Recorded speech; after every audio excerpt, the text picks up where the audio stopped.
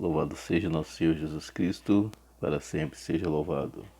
Irmãs e irmãos, terça-feira da terceira semana do tempo pascal. Hoje as primeiras leituras trazem para nós Atos dos Apóstolos, capítulo 7, versículo 51, até o capítulo 8, versículo 1a. Vamos às leituras.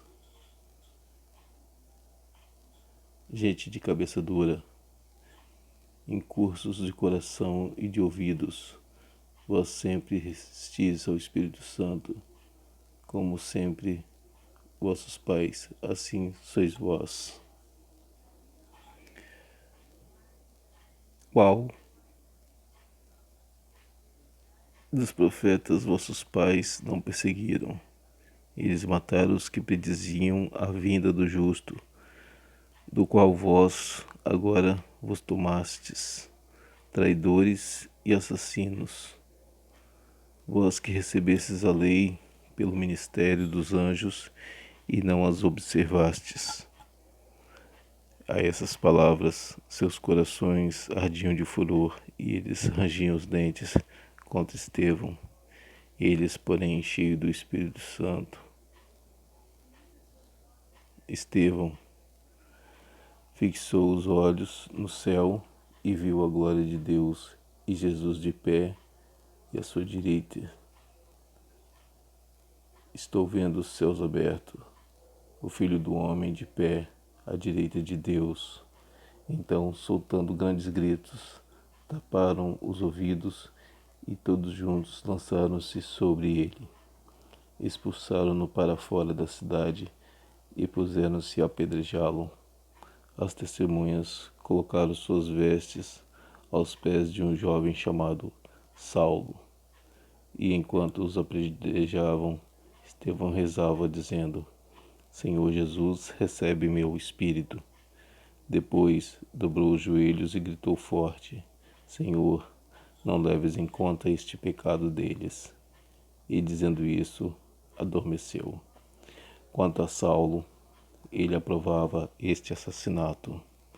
Palavra do Senhor, graças a Deus.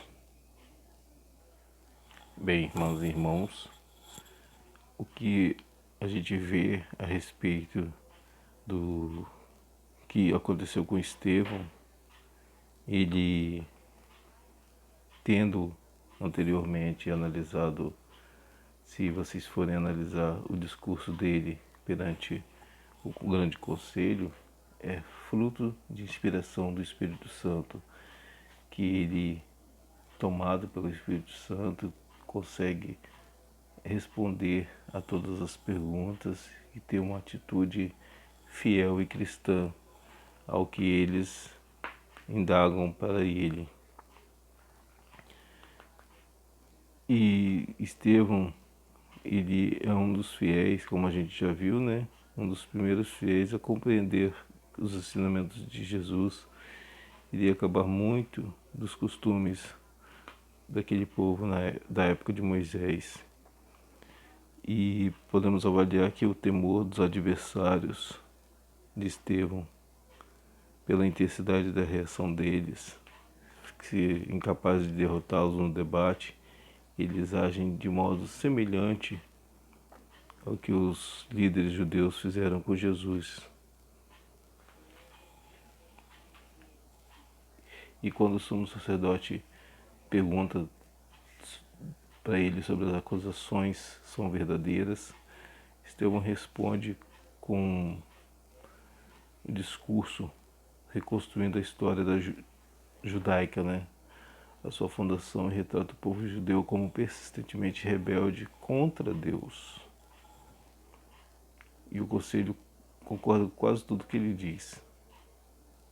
Só que Estevão, ele começa a contestar a crença de Deus, que Deus mora no templo, e ataca os líderes do conselho por desobedecerem à lei de Moisés. Então Estevão, ele se vira para o conselho e empregando termo da Escritura cheio de uma longa história de emoções, chamam-os de violadores da lei. E quando os ânimos deles começam a ficar fora de controle, ele vê que vai ser assassinado, ser martirizado. Então ele vê o céu aberto, vê Cristo ao lado de Deus.